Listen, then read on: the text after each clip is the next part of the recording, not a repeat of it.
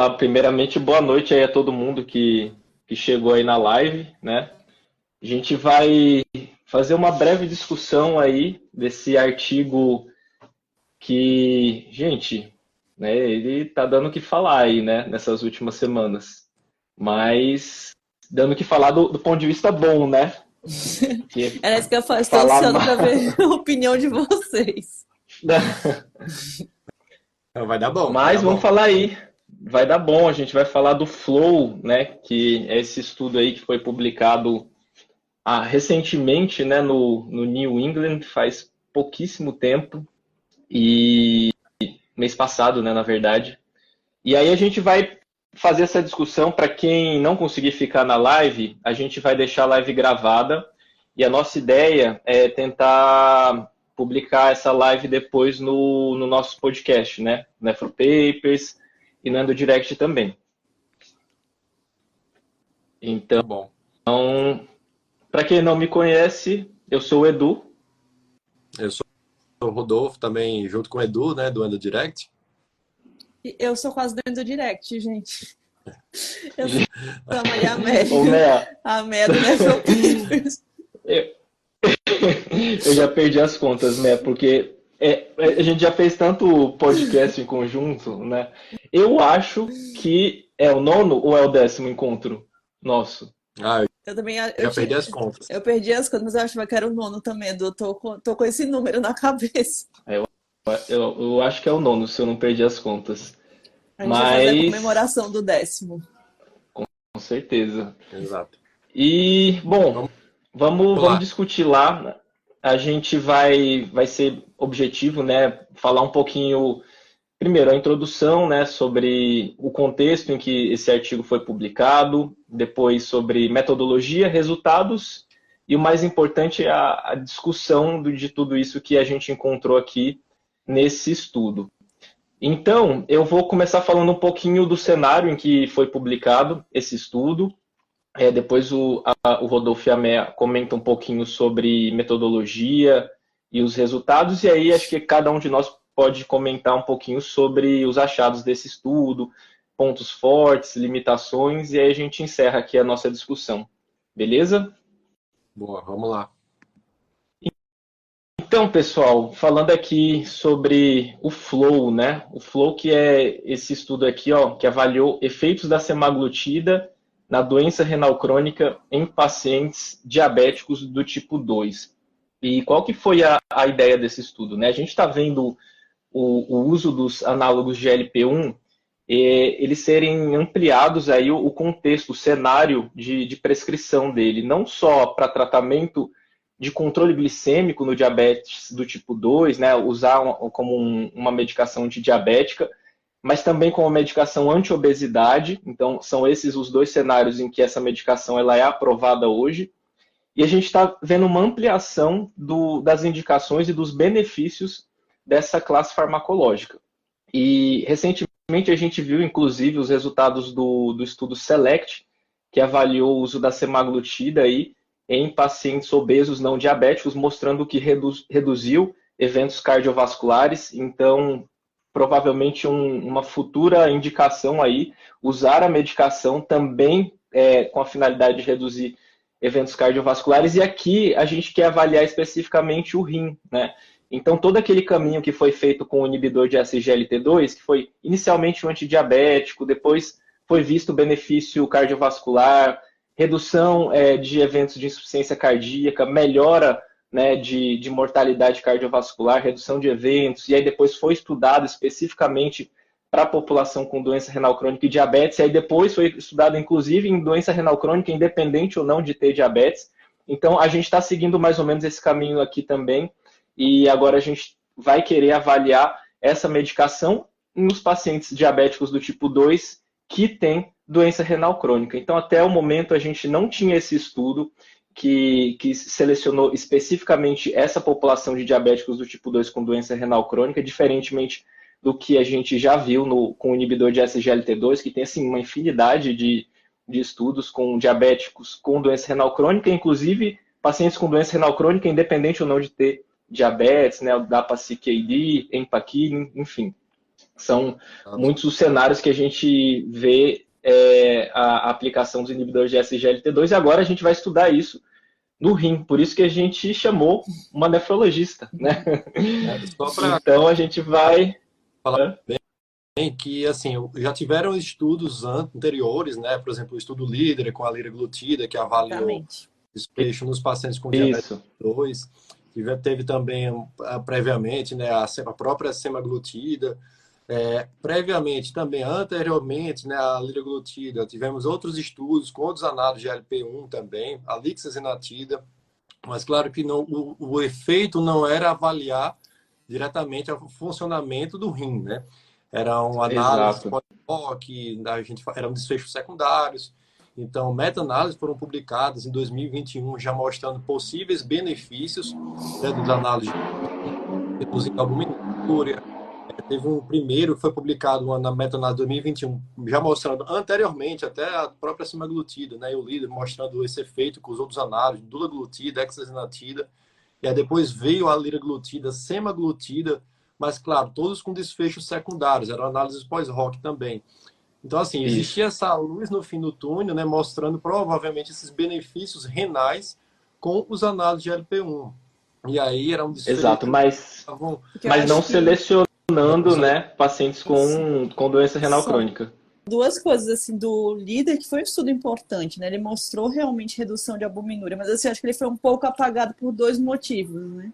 Ele saiu naquele boom de SGLT2, então foi muito próximo um do outro. E a gente deu menos, não deu menos importância, assim, mas ele perdeu um pouco do brilho do estudo quando a gente teve o DAPA, que, assim, foi super comemorado, né? E a outra coisa é exatamente isso, ele entrou como desfecho secundário, né? Aqui é uma coisa diferente.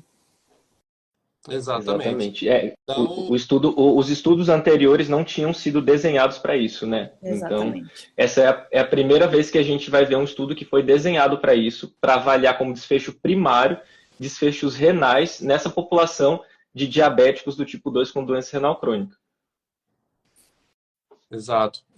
E com relação à metodologia, como é que foi, meninos? Fala um pouquinho aí como é que foi o desenho desse estudo. Ele foi um estudo duplo cego, né, randomizado. A randomização foi feita 1 para 1 e ele teve uma população que foi de mais de 3.500 pacientes, né? Só chamando a atenção no desenho mesmo do estudo, quem que ele selecionou de população.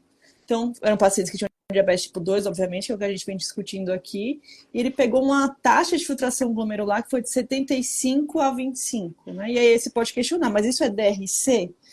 Pela taxa de filtração glomerular, obviamente, a partir de 60 não seria DRC, mas os pacientes tinham albuminúria.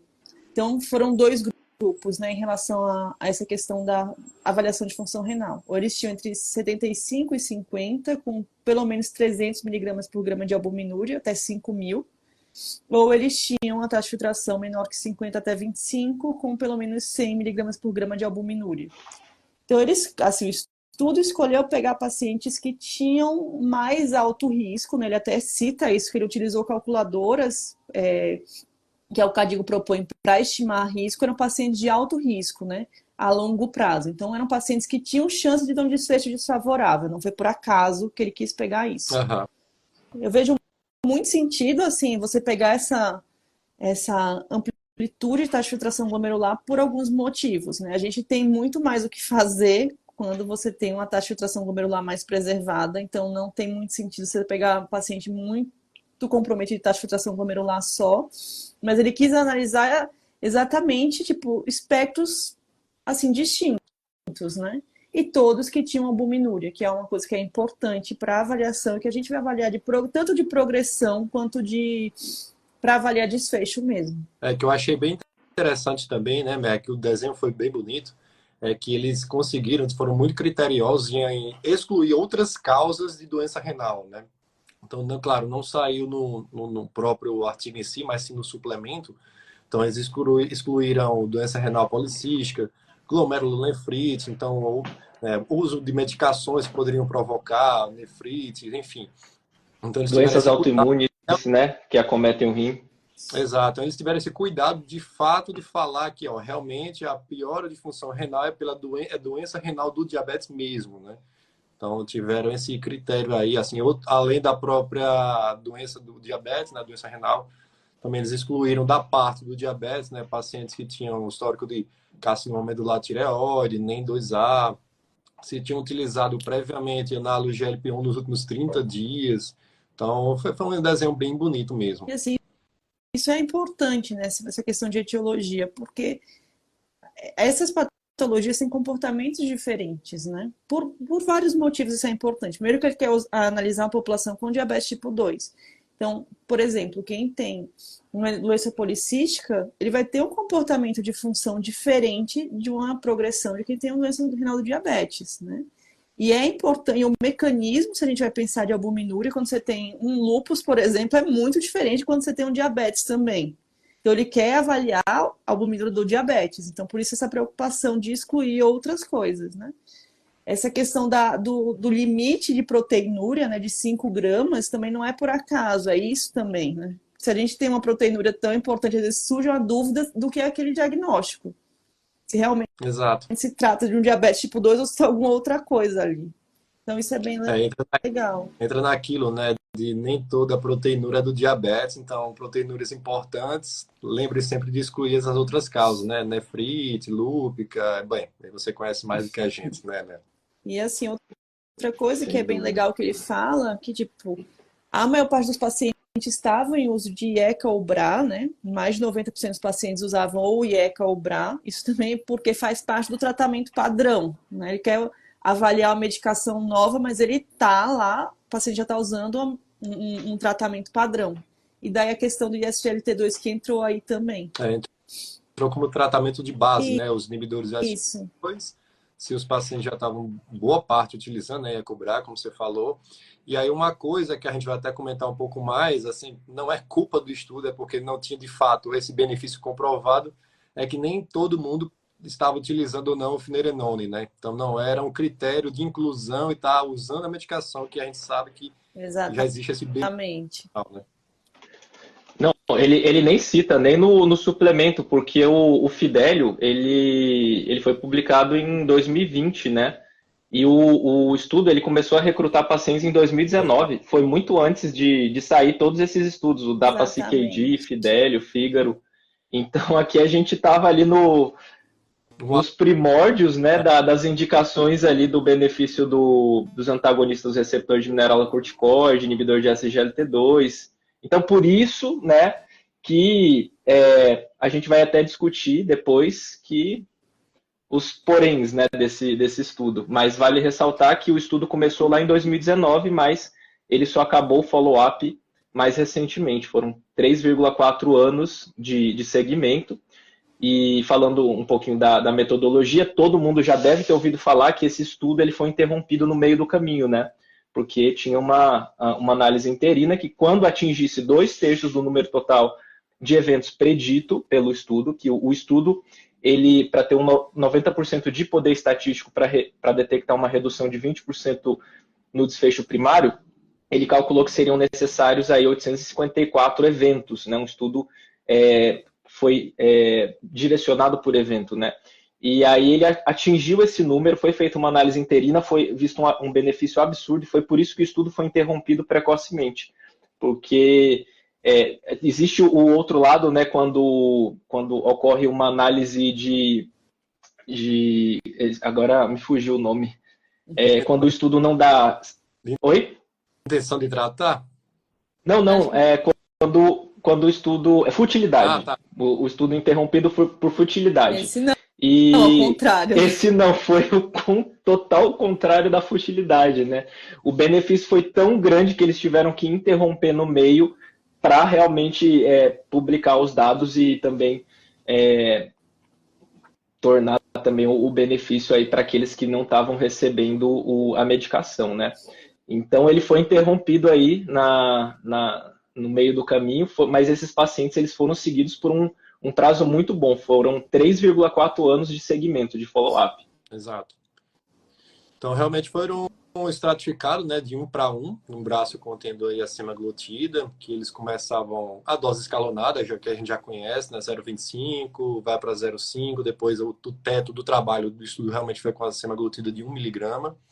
E no outro braço, obviamente, o grupo placebo, né? E como a Meia falou, realmente todos foram estratificados pelo uso dos inibidores da SGLT2.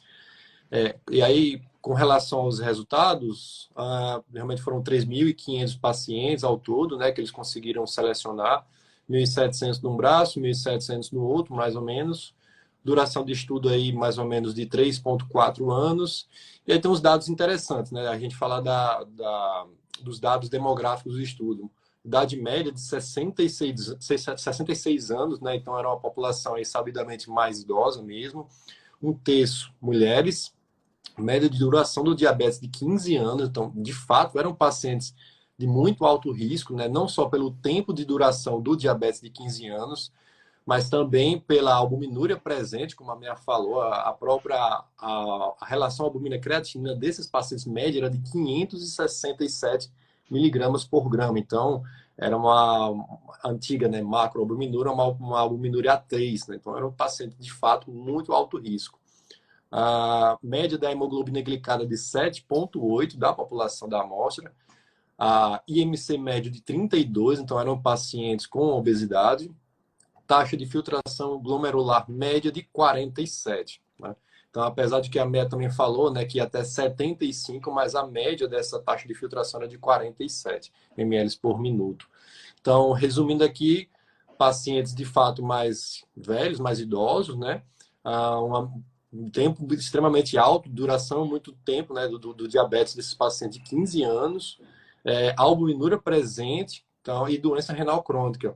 Então, de fato, era uma população de muito alto risco. Ele cita isso no estudo, né, que quase 70% da população era, de fato, considerada como muito alto risco para um desfecho cardiovascular, para um desfecho renal também, né. E aí, dos resultados, então, o desfecho primário, que foi, de fato, avaliar risco de eventos maiores de doença renal, e o que é que ele considerou eventos maiores, né? Então, terapia renal substitutiva, seja por início de diálise ou transplante renal, outros eventos também, né? Então, piora de função renal, ou seja, uma taxa de filtração glomerular abaixo de 15 ml por minuto, também foi considerado desfecho renal maior. Um aumento em mais de 50% sustentado da piora da função renal desses pacientes. E o quarto critério para um evento renal maior seria um desfecho ou morte, né? Seja por evento renal, ligado a eventos renais ou eventos cardiovasculares. E aí, com relação a esse desfecho primário combinado, né, um desses quatro, de fato, a semaglutida ela reduziu esses desfechos em 24%, né, em relação ao grupo placebo. E aí, quando a gente vai avaliar desfechos secundários, né, por cada um desses, então, a própria semaglutida, ela conseguiu reduzir eventos cardiovasculares, né, desfechos cardiovasculares maiores em 18%, reduziu mortalidade em 20%, né, e o próprio desfecho primário, né, que foi reduzido desfecho renal aí em 24%. E aí eu acho que um dado bem interessante, que eu acho que a Meia vai comentar um pouco melhor, é realmente essa redução na perda da taxa de filtração glomerular, né? Enquanto que esse valor foi anual, nessa perda anual dessa taxa de filtração. Enquanto que no grupo placebo foi de aproximadamente 3,3, houve um descenso, uma redução, um declínio nessa perda no grupo placebo, né? Caiu de 3,3 para 2,1. Então, a diferença aí anual, a média de diferença anual de 1,1 ml por minuto. E aí você pensa, poxa, 1,1 ml por minuto talvez é pouco, mas nem tanto, né, Mé? Para vocês isso aí deve ser um valor Isso. Pensa você a longo prazo, né? Em 20 anos isso é muito significativo, em 10 anos isso é significativo, né? Então isso faz diferença. Assim, é um dado interessante, de fato, que ele encontrou, e fora que dos outros desfechos é muito relevante, né? A gente teve, se a gente vai comparar, assim, de ECA e BRA e SGLT2, o resultado, a redução foi cerca de 30%. Então, é muito significativo, né? A gente reduzir esses desfechos em 20 e poucos por cento, 30%, isso é muito significativo. Exato. E isso coloca nesse tempo de diabetes, nesses pacientes 10, 20, 30 anos, né? Quando é que você não vai ter essa diferença, né? Em relação ao grupo placebo. E também teve uma redução aí da albuminúria em cerca de 40%. Nesses pacientes que estavam utilizando a semaglutida. Então, a gente realmente percebe essa melhora, né, desses pacientes, essa redução da perda de taxa de filtração glomerular, redução de albuminúria e, consequentemente, né, influenciando aí em redução de desfechos cardiovasculares. E aí, só para complementar com relação aos resultados, né, achei bem legal essa análise de subgrupos. Claro que a gente não pode tomar grandes conclusões a respeito disso, mas é interessante que ele mostrou que os melhores resultados são em alguns subgrupos. Por exemplo, naqueles pacientes que tinham um IMC acima de 30, ele estratificou, né? Pacientes que, quanto maior tempo de duração do diabetes, então acima de 15 anos, tiveram também um pouco, esses resultados foram melhores. Os resultados foram semelhantes, né, em relação à glicada, ele estratificou pela glicada. Melhor resultado em pacientes que estavam utilizando a insulina e naqueles pacientes, né, que depois fizeram alguma parada por algum momento aí dos inibidores da SGLT2. E o que era esperado também, né, melhores resultados com a relação albumina-creatinina acima de 300. Então, maior tempo de diabetes, consequentemente com albuminúria presente, né, duração do diabetes maior e quem estava utilizando insulina. Esses foram os pacientes que mais se beneficiaram desse tratamento. Exato.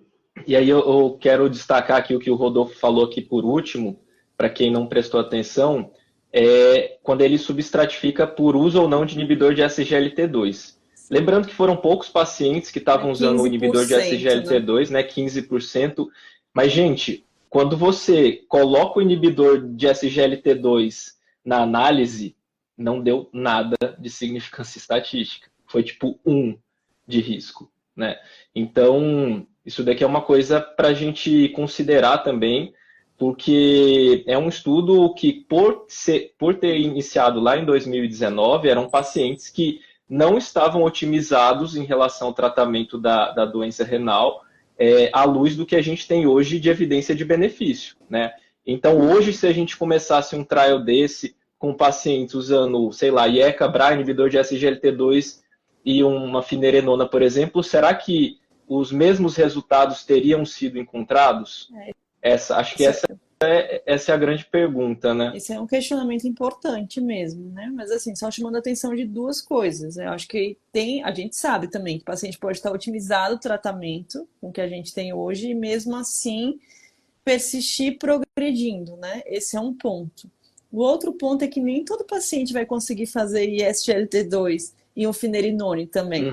Assim, nem todo paciente vai tolerar esse tratamento, né? A nossa realidade aqui do Brasil ainda mal é do inibidor de SGLT2, né? Que dirá do finerenone. E que dirá do inibidor de SGLT2, finerenone e análogo de LP1. Então, tá um pouquinho longe mesmo. Exato. Assim, então, a força do estudo, de fato, que foi uma população bem robusta, foi um desenho bem feito, né? A duração follow-up bem interessante aí, quase 4 anos, vamos dizer assim. Eles conseguiram ter o cuidado, né, de selecionar uma população de muito alto risco cardiovascular. Então, foram pontos importantes, né? E, claro, assim, algumas limitações, essa que o Edu falou. Será que, possivelmente, o uso da finerenona talvez influenciasse nesse resultado? Para melhor, para pior? Não sabemos, né? Não deu para avaliar isso. Outra coisa também que é interessante, eu acho isso aí, é que quando a gente vai analisar a base demográfica, né? Apenas 4% da população, né, se dizia negra, né, que é uma população, né, que sabidamente tem um maior potencial para piorar a função renal nesses pacientes. Então, esse foi também um dos fatores limitantes desse estudo aí. Uma população que teve essa desproporção, né, de raça branca e raça negra. Apenas 4% de fato aí eram da raça negra. E, bom, acho que foram esses aí, acho que os principais pontos que eu consegui analisar aí das limitações desse estudo. Essa é uma preocupação, assim, importante dos estudos atuais, né? Você pôr uma população mais heterogênea possível. Às vezes é difícil, né? Muito difícil. Principalmente porque nem todo estudo, assim... O Flore teve uma população europeia significativa, né? De outros países também, Brasil inclusive, mas é difícil você pegar de uma forma heterogênea mesmo. Então, os estudos hoje, quem participa, né? Quem desenha os estudos tem muito essa preocupação para você poder extrapolar para outras populações, né? Isso faz todo sentido. Sim, sim. Inclusive, alguém perguntou aí no chat, né, em relação ao benefício de outros análogos de GLP-1, como os orais. A gente não tem essa evidência por enquanto, né? Não dá para a gente falar que os achados desse estudo eles são generalizáveis para outros representantes dos análogos de GLP-1. Vale lembrar aí que a gente tem, por exemplo, os estudos que avaliaram a semaglutida oral, como, por exemplo, o Pioneer, né? Os resultados foram bem distintos em relação aos estudos que avaliaram a semaglutida subcutânea, que foram os estudos SUSTAIN, né? Então, não dá para a gente falar que esse benefício aqui se estende à semaglutida oral, pelo menos por enquanto. A gente precisa de um estudo que avalie especificamente a semaglutida oral. Exato.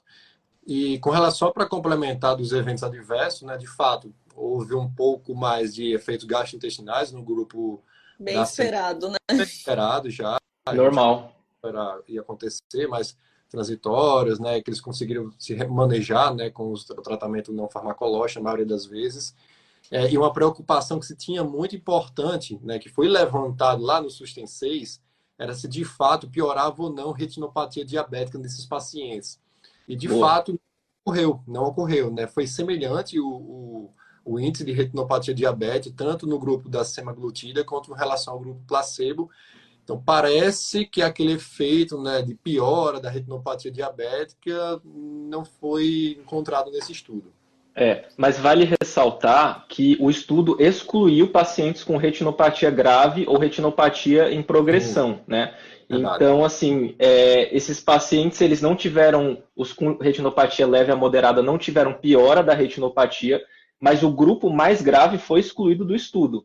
Então, paciente com retinopatia grave, não dá para a gente falar que a semaglutida é seguro nesse sentido para essa população, porque realmente não foi avaliada essa população no estudo. Exato.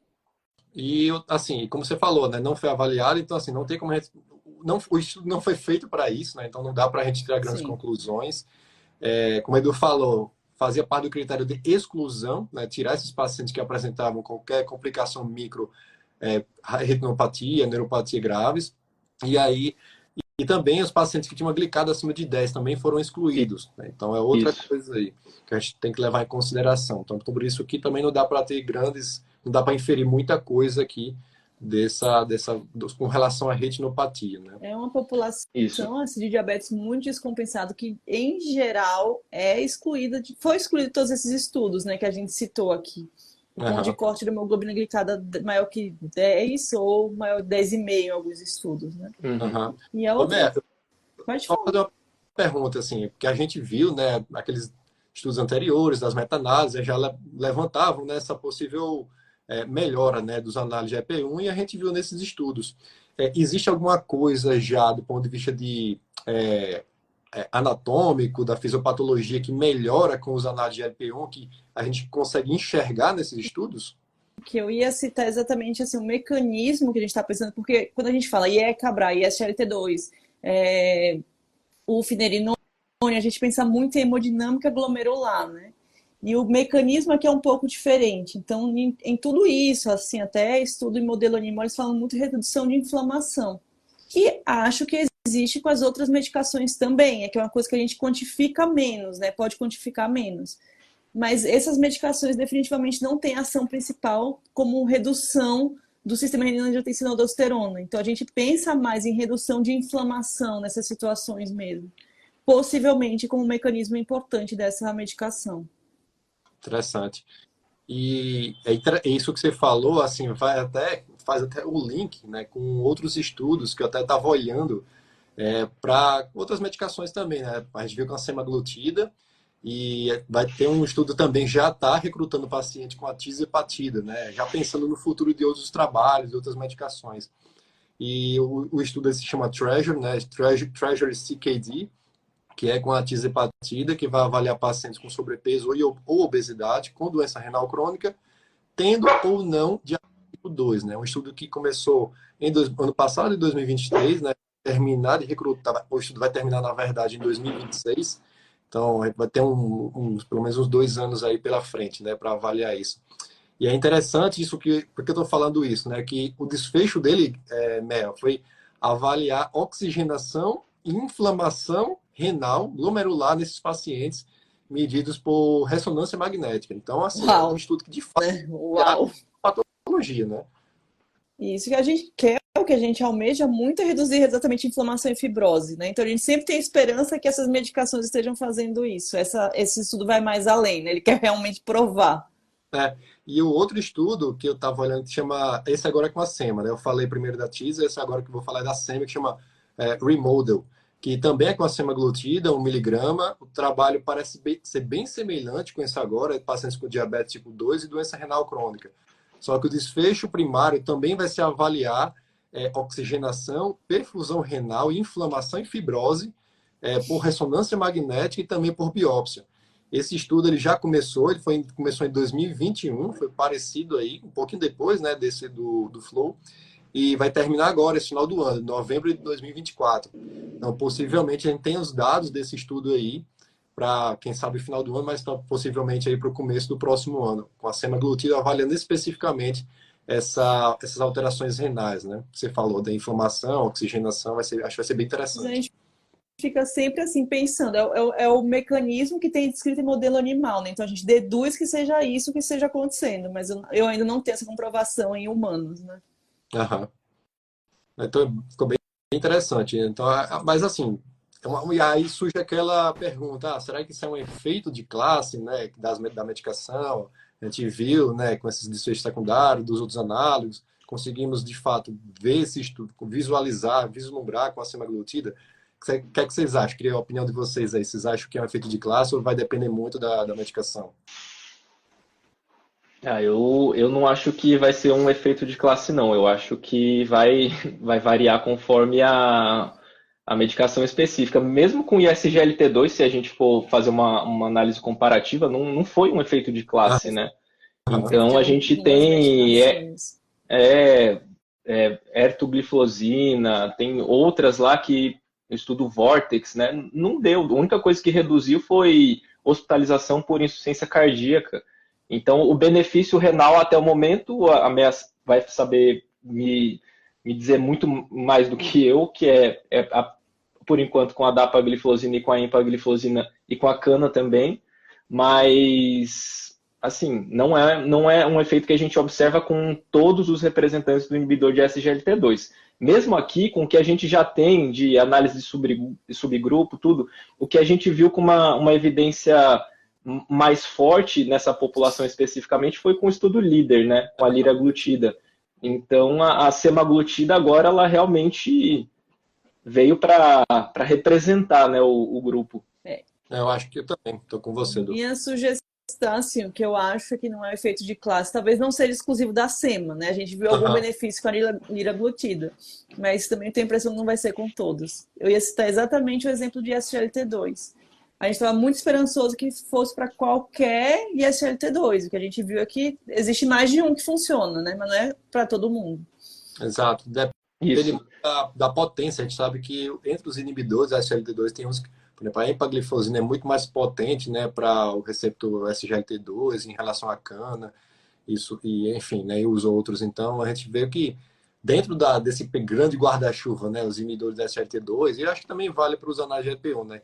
Cada um tem sua particularidade, sua potência em relação à ligação ao receptor. Então, eu acho que, igual vocês mesmos, também acho que não vai ser um efeito de classe, não. Acho que vai ser muito da medicação em si.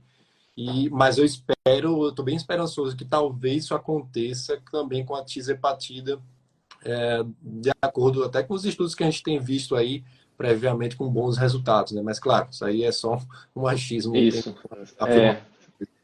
Eu ia até falar porque assim, a dose que eles usaram aqui da semaglutida foi 1 miligrama, né, que é a dose para tratamento do diabetes tipo 2.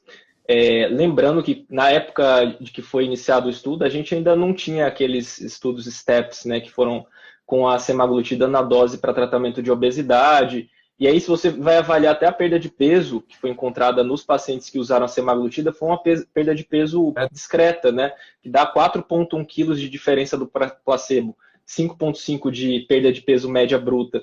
Então, a gente fica até se perguntando, né? Se ele tivesse usado a dose para tratamento de obesidade com 2,4 por semana, será que os resultados teriam sido diferentes, né? Será que conseguiria mais redução de albuminúria? Será que conseguiria uma magnitude de efeito de redução de eventos cardiovasculares, desfechos renais, a gente fica se questionando também. E aí nessa linha vai também o que a gente tem de mais recente, que é a tirzepatida, que é o que a gente tem aprovado com maior perda de peso e quem sabe aí com a retatrutida, né, depois. Então, estou ansioso pelos resultados. Acho que vai ser uma Interessante isso. briga aí das medicações, né? É. Tendo a opção E de tem outra tratamento, coisa. está valendo, né? Exato. E a gente fica ansioso também para o estudo que selecionar pacientes com doença renal crônica e obesos sem diabetes, né? Para ver se ia ser interessante. Pelo menos até onde eu procurei, ainda não tem nenhum estudo selecionando aqui no Clinical Trials essa população. Mas acredito que... O trial, Ser. batida, ela vai ter com e sem diabetes, né? Então, não sei como é que vai ser essa proporção aí dos pacientes sem diabetes. Vamos ver como é que vai ser. Então, tem muito estudo realmente de fase 2, assim, que irão começar, que pega essa população. E compara, inclusive, grupos, né, com e sem diabetes. Então, acho que daqui a algum tempo a gente vai ter a resposta mesmo. O pessoal vai ter dor de cabeça, hein, Meia, para reformular essas diretrizes aí. Não, então...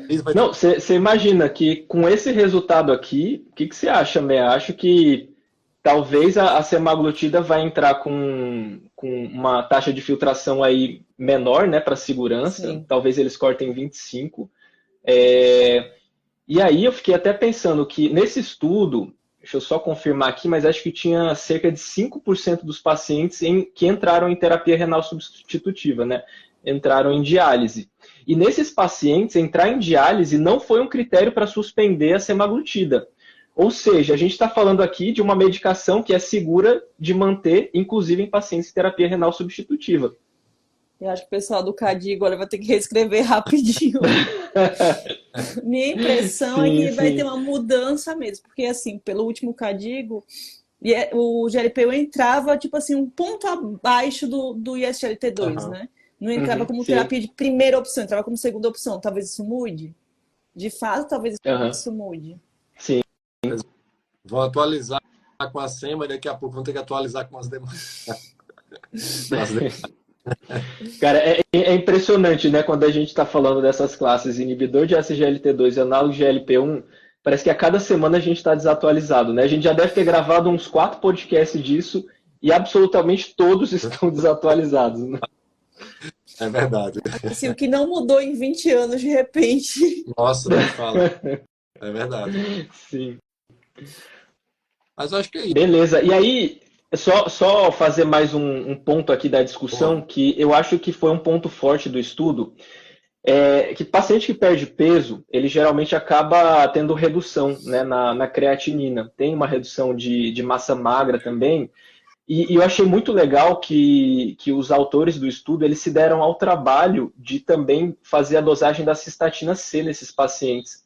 Porque você pode se perguntar, pô, esses pacientes que tiveram uma curva de taxa de filtração glomerular foi uma curva melhor porque eles perderam peso e reduziram a creatinina por conta do peso, né? Mas aparentemente não, porque a cistatina C também manteve os mesmos benefícios encontrados com a creatinina, né, estimando aí pelo CKD-EPI. Então, achei muito interessante porque é um ponto muito forte do estudo. Ele se deu ao trabalho de considerar isso como um possível erro, né, na análise. Duas coisas que eu chamo a atenção é que a perda de peso, como você falou, não foi tão expressiva assim, né, pra gente atribuir a isso, era uma coisa que eu ia citar, mas esse cuidado eu achei uma coisa bem legal mesmo que eles fizeram. Então, é mais uma prova de benefício da medicação, de fato, né? E também o perfil de segurança, né? Assim, os pacientes que descontinuaram a medicação foi, assim, em sua maioria por efeitos gastrointestinais, não aumentou o risco de hipoglicemia grave ou eventos clinicamente significativos de hipoglicemia. Então, a gente está falando de uma medicação muito segura. Inclusive, ele até encontrou um menor número de eventos infecciosos, né, no grupo semaglutida, um achado meio X aqui. Os pacientes tiveram menos Covid, menos celulite. Então, tem também uma questão, né, de obesidade com doenças infecciosas respiratórias, mas interessante ele reportar esses desfechos adversos aqui também. Verdade, Edu. É isso? Bom, acho Acho que é isso, então. Foi aqui uns quase 40 minutos de discussão. Mais um ponto positivo aí, então, para a semaglutida, né? Com certeza, mais um ponto positivo. Então, assim, um estudo muito, muito bem feito, né? Um ensaio clínico randomizado, multicêntrico, controlado por placebo, duplo cego, selecionou, assim, muito bem a população, acho que os desfechos foram muito bem avaliados, encontrou significância estatística aí na redução de desfechos renais combinados, desfechos cardiovasculares. O estudo encontrou redução de mortalidade geral, né? Isso é uma coisa meio surreal, assim, da gente encontrar no... Então, sim, muito, muito bom, feliz, né, pelo resultado. A gente espera também que esses achados eles sejam replicados por outros estudos. Lembrando que o estudo foi financiado, né, pela Novo Nordisk. E também depois, posteriormente, estudos de vida real também, né, para a gente ganhar força nesses achados aqui no Flow. Boa. Eu acho que entra como nova opção de tratamento mesmo, dá segurança para a gente utilizar, né? A medicação que já vinha sendo utilizada, mas me dá segurança para utilizar. Chama a atenção de o resultado, né? A gente não tem muito mais o que comentar, né? O estudo foi interrompido e foi divulgado por isso, né? Mas eu chamo a atenção também, me chama muito a atenção os eventos adversos. Então, assim, eu tenho mais segurança para utilizar sabendo disso. Exato. E aí eu quero ver como que a SEMA vai se dar em quem já está usando inibidor de SGLT2, né? Esse é o grande X da questão aqui. Uma boa pergunta. Mas é isso, eu acho que assim, voltando aqui para o mundo real, que eu acho que o grande fator impeditivo ainda vai ser o custo, né? Esses pacientes mantiverem essas medicações aí, é muito difícil, como foi no estudo, né? Mais de 3 anos você utilizando a semaglutida não é uma realidade, infelizmente, aí da nossa prática, né? Diferentemente que você encontra com os inibidores da SGLT2. A gente espera, né, que felizmente, quem sabe no futuro os análises, né, eles acabam se tornando mais acessíveis para a população, a gente encontra de fato no nosso consultório, nos nossos pacientes, esses benefícios, a gente consiga comprová-los, né, na nossa frente. Mas já é uma grande luz, né? Quem sabe aí, com esses estudos aí cada vez mais para frente, surgindo outras drogas, né? As medicações não tendem a, pela concorrência, acabam barateando, isso se torna acessível, né, para a população. Há 30 anos não existia losartano na UBS, né? A gente tem que lembrar disso. Exato, não tinha assim bastante certeza. Uma hora vai chegar, né, Ben? Uma hora esses pacientes... Uma hora chega. O que é bom, né? Assim, o que é de medicação boa, ela fica, né? E fica e vai custar mais barato. Exato, é só pensar, está no SUS agora, né, a dapagliflozina, quem ia imaginar que esses pacientes conseguiriam a dapagliflozina, claro, né, com os critérios, né, que eles têm que obedecer, mas quem imaginaria, né, 3, 4, 5 anos atrás. Então, quem sabe, né, no futuro próximo aí esses pacientes não possam se beneficiar, principalmente esses de muito alto risco, que é o que a gente está avaliando. Com certeza. De acordo. Muito bom. Pessoal, obrigado aí pela participação. Fiquei feliz com o encontro com vocês aí. Vamos programar o 17º encontro aí. Vai ter comemoração no próximo. Vai. Com certeza, vai ter bolo. Obrigado a todos. É sempre bom. Valeu, pessoal. Tchau, pessoal. Obrigadão, boa noite a todos aí. Valeu. Até mais, tchau. Tchau, tchau.